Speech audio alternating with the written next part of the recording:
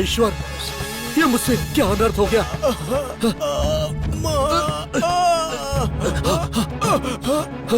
कोई जंगली जीव पानी पी रहा होगा ये सोचकर मैंने अपने बाण का प्रयोग कर दिया। ये क्या हो गया? मेरे शब्द भेदी बाण के कारण तुम्हारी ये दशा हो गई। मैंने अनजाने में तुम पर अपने बाण का प्रयोग कर दिया। मेरी इस धृष्टता के लिए मुझे क्षमा कर दो। कौन हो तुम? किसके साथ यहाँ पर आए हो? कृपया मुझे बताओ, मैं तुम्हें उनके पास लेकर जाऊंगा। तुम्हें कुछ नहीं होगा। नहीं, मुझे बचाने की व्यर्थ प्रचेष्टा मत कीजिए आप। कुछ ही पलों में मेरे देह में स्थित प्राण वायु निशेष होने वाला है। उससे पूर्व मेरी आपसे एक विनती है, कृपया आप मेरी इस इच्छा को पूरी करेंगे। ये वचन दीजिए मुझे। बताओ कुमार, तुम्हारी जो भी इच्छा है मैं उसे पूरी करूंगा। मैं वचन देता हूँ। मैं अयोध्या का राजा दशरथ हूँ। कहो मुझे क्या करना है, कहो मुझे कुमार। मेरा नाम श्रवण है। मेरे माता पिता दोनों ही अंधे हैं। मैं उनकी एकमात्र संतान हूँ।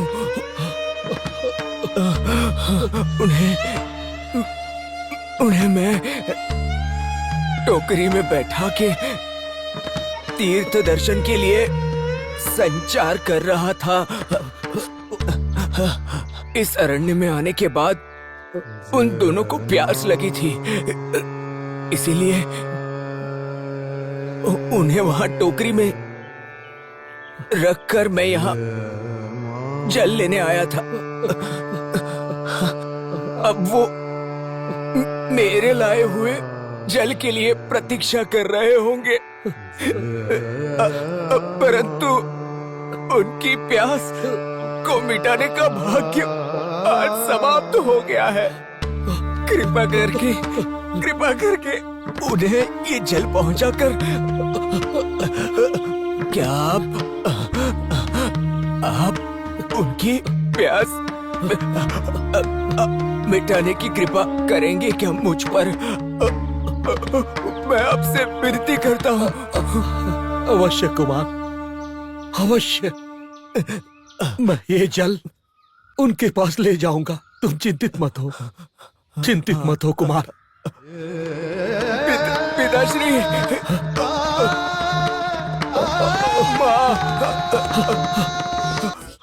कुमार, नहीं कुमार। पिताश्री,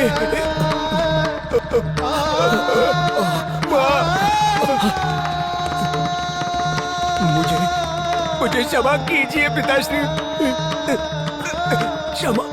क्षमा कीजिए। कुमार, कुमार, कुमार।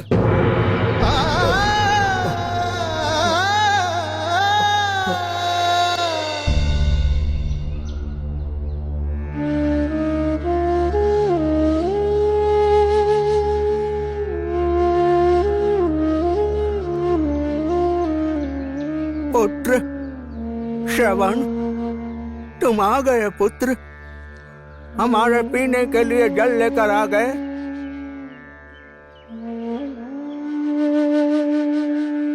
हाँ, हमारे पीने के लिए जल लेने गया था हमारा पुत्र श्रवण, परंतु जल लेकर आप क्यों आए हैं?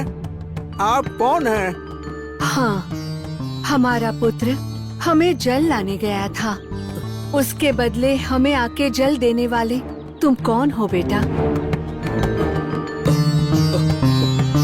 मैं रघुकुल वंश का अयोध्या अधिपति दशरथ हूँ। आपके चरणों में मैं प्रणाम निवेदित करता हूँ।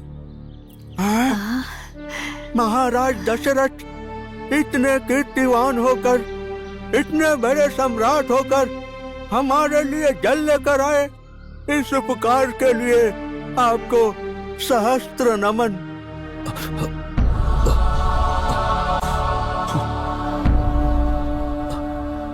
महाराज, हमारा पुत्र हमारे लिए जल लाने गया। बहुत समय व्यतीत हो चुका है। इतने देर के उपरांत भी वो वापस नहीं आया। कृपया क्या हमें बताएंगे कि नदी यहाँ से आसपास है या फिर बहुत ही दूर है? आप हमें कुछ तो बताइए। माता, नदी तो यहीं पास में ही है। हाँ, तो फिर हमारा पुत्र अभी तक क्यों नहीं आया? प्रभु, आप मेरे पुत्र से मिले हैं? मिला। उसी ने मुझसे ये जल पहुंचाने को कहा। तो फिर इतने समय के उपरांत भी वो क्यों नहीं आया? हमारे लिए जल लाने के बजाय वो क्या कर रहा है? आपके हाथों यूं जल का भेजना अपराध है ना प्रभु? हाँ प्रभु, आपके हाथों उसने जल भिजवाया, ये उचित नहीं है। महाराज, आपने कहा कि मेरा पुत्र नदी के पास है। मैं उसको अभी बुलाता हूँ। उससे कहूँगा कि वो आपसे क्षमा मांगे। श्रवण! श्रवण! हमें जल नहीं चाहिए। तुम आ जाओ श्रवण! श्रवण! श्रवण! कहाँ हो तुम श्रवण? शीघ्र आओ पुत्र, शीघ्र आओ। श्रवण! श्रवण! श्रवण! मुनिवर, कृपया रुक जाइए। मुनिवर, कृपया उसे बुलाना बंद कीजिए। उसे आप कितना भी बुलाएंगे वो आपके पास नहीं आएगा। हाँ? हमारे पास क्यों नहीं आएगा वो? कहाँ गया हमारा पुत्र? बोलिए प्रभु, कृपया हमें बताइए। कहाँ है मेरा पुत्र? बताइए। कृपया मुझे क्षमा कीजिए। मैं शिकार करने आया था। कोई जंगली जानवर पानी पीने आया है ये सोचकर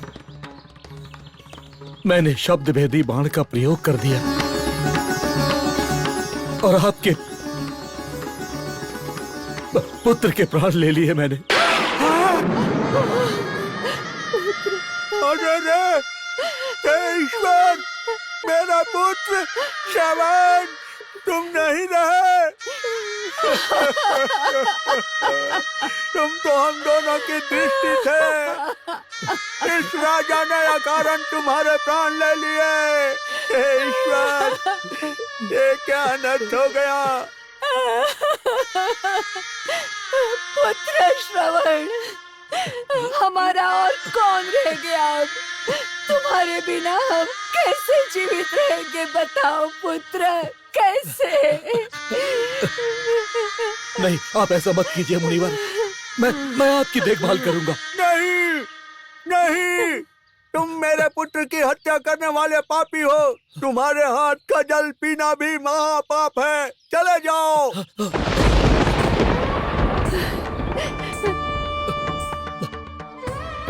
पुत्र को खोकर अब हमारे जीवित रहने का कोई प्रयोजन नहीं है। इसी क्षण हम अपने प्राण त्याग देंगे, परंतु तुम्हारे आश्रम में कभी नहीं आएंगे। सुनो महाराज दशरथ, अब हमें एक भी क्षण जीने की आशा नहीं है। हम इसी क्षण अपने प्राण त्यागते हैं। हमें मुखाग्नि देने वाला पुत्र अब नहीं रहा, इसीलिए अब तुम ही हमें अग्नि दे दो। नहीं, नहीं, ऐसा मत कीजिए। ऐसा मत कीजिए मुनिवर। नहीं, अब तुम हमें किसी भी तरह रोक नहीं पाओगे। पुत्र के वियोग और शोक में तुमने हमें प्राण त्यागने पर विवश किया, उसी तरह तुम भी पुत्र के वियोग में तड़पते हुए प्राण त्याग दोगे। तुम्हारी भी मृत्यु होगी। अब तुम हमें अग्नि दे दो। अग्नि दे दो।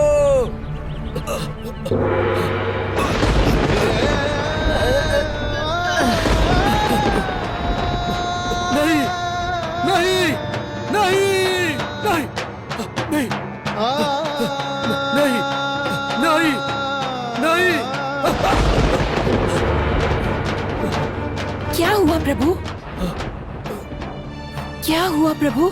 क्या कोई दुस्वप्न देखा आपने? दुस्वप्न? नहीं, नहीं, ये कोई सपना नहीं था। तो फिर क्या था प्रभु? राम को शब्द भेदी बाण का प्रयोग करते जब से देखा, आपको कोई चिंता खाए जा रही है। क्या है बताइए मुझे, आपकी चिंता का कारण बताइए। देवी, उचित समय आने पर मैं इस विषय पर बताऊंगा। भगवान के लिए अभी कोई प्रश्न मत करो मुझसे, कोई प्रश्न मत करो मुझसे।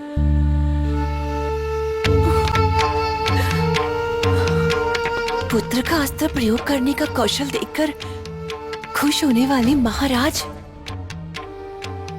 इतनी चिंता में क्यों लग रहे हैं?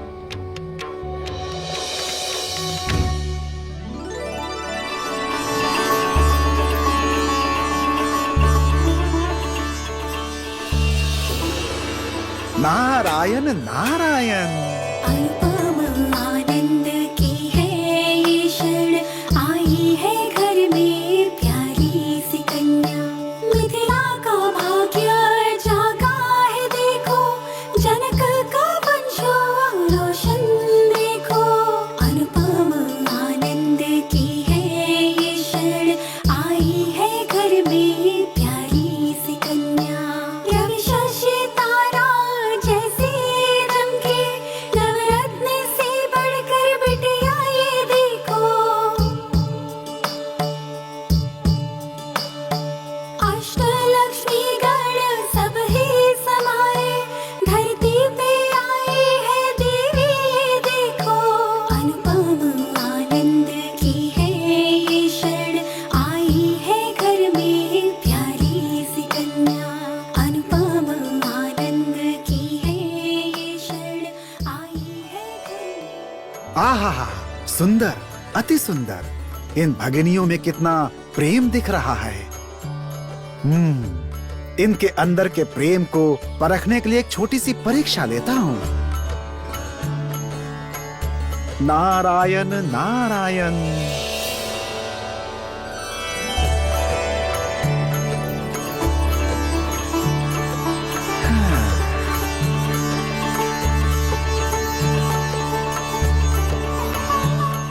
नारायण नारायण।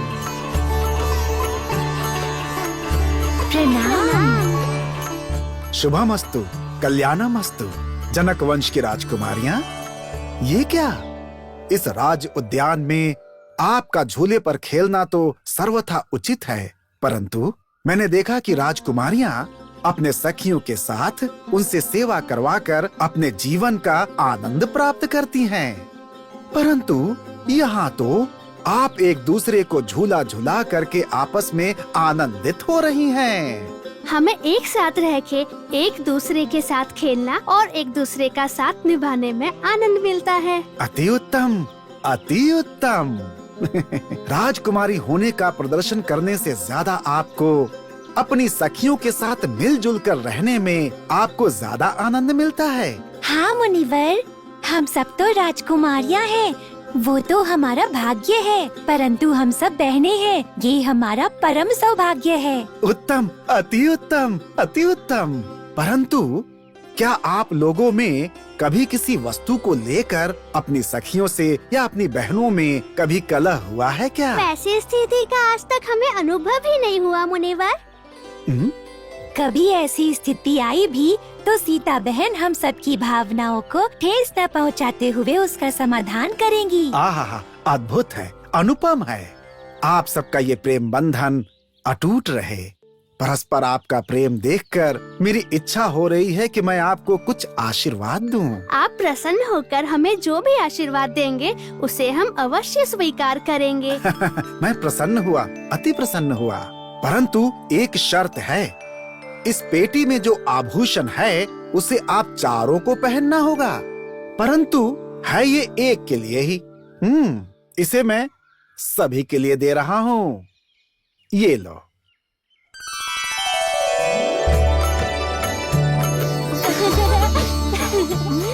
और हाँ, इस पेटी को मेरे जाने के बाद ही खोल कर देखना। अब मैं चलता हूँ। नारायण नारायण। प्रणाम मुनिवर।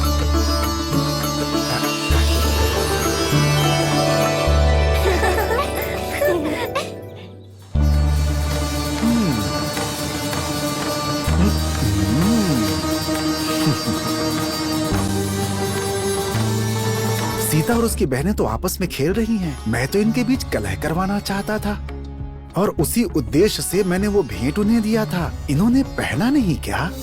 इस विषय पर आप भी आनंदित हो जाएंगी।